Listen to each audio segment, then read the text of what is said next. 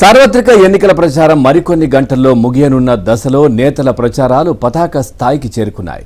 ఈ నేపథ్యంలో విజయనగరం జిల్లా బొబ్బిలిలో తన తమ్ముడు టీడీపీ గెలుపు కోసం మాజీ మంత్రి సుజయ్ కృష్ణరంగారావు ఇంటింటికి వెళ్లి ప్రచారం చేశారు.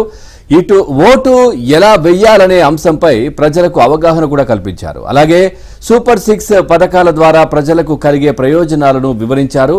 ఓటు విలువ తెలుపుతూ జగన్ దుర్మార్గం పరాకాష్ఠకు చేరుకుందని ఆరోపించారు.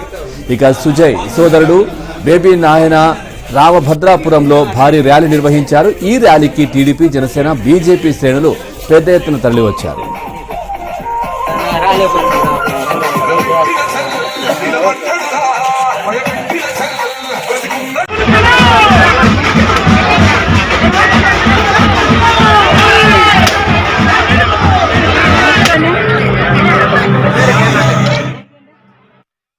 అందరూ కూడా అప్రమత్తంగా ఉండవలసిన అవసరం ఉంది. వైఎస్ఆర్సీపీ ఓటమి తథ్యమని ఇప్పటికే వాళ్ళకి తెలిసిపోవటం వల్ల, అన్ని వర్గాలు వ్యతిరేకంగా ఉండటం వల్ల అనేక ప్రలోభాలకి ప్రజల్ని గురి చేయడానికి సిద్ధపడుతున్నారు. అవాస్తవాలు చెప్పి ప్రజల్ని ఏదో ఒక విధంగా బెదిరింపులతోనో ప్రలోభాలతోనో వాళ్ళ పక్క తిప్పుకునే ప్రయత్నం చేస్తున్నారు. ప్రజలు ఇప్పటికే ఒక నిర్ణయానికి వచ్చారు.